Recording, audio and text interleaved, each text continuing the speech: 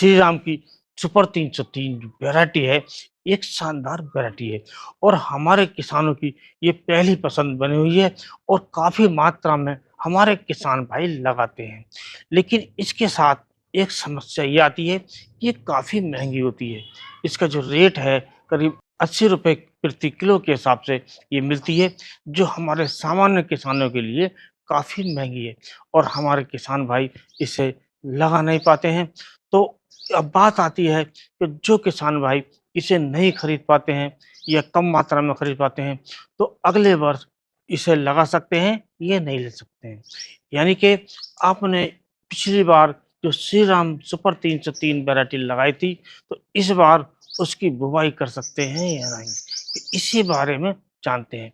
तो दोस्तों, ये जो श्री राम सुपर 303 वैरायटी है, ये एक रिसर्च वैरायटी है और हाइब्रिड वैरायटी नहीं है। जबकि जो हाइब्रिड वैरायटियाँ हैं, उनके साथ ही ऐसा होता है कि हम जो वैरायटी दोबारा नहीं ले सकते। लेकिन जो ओपी वैरायटी होती हैं, रिसर्च वैरायटियाँ होती हैं, इन्हें हम आराम से दोबारा लगा सकते हैं और इनका उत्पादन ज़्यादा कम नहीं होता है, सामान्यतः उत्पादन होता है। तो इन वैरायटी को हम दोबारा लगा सकते हैं।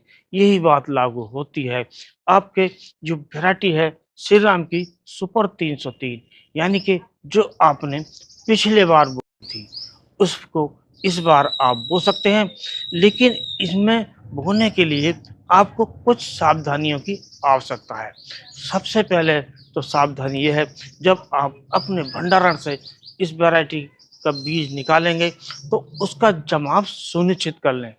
क्योंकि कभी-कभी हमारे भंडारण में भी बीज में कमी आ जाती है, उसका जमाव कम होता है या नहीं होता है और जब हम बुवाई कर देते हैं, तो हमें काफ़ी हानि उठानी पड़ती है और बीज हमारा जो लेट हो जाता है, वो अलग से हो जाता है। तो इसलिए आप उसमें जो आप एक बैग अपने भंडारण में से निकालें और उसमें से एक मुट्ठी दाने आप किसी गिलास में कर दीजिए और उसमें पानी भर दीजिए और उसे 12 घंटे बाद आप निकाल कर एक सूती भीगे हुए कपड़े में बांध कर रख दीजिए और आपको ये 15-16 घंटे बाद ये बीज आपको जमे मिलेंगे। जब आप वो पोटली खोलेंगे और खोलने के बाद आप ये निश्चित करें कि हमें बीज बोना है, क्योंकि यदि बीज की जो जमाव है काफ़ी अच्छा आता है, तो आप उसे बो सकते हैं और उसका जमाव कम आता है, तो नहीं बो।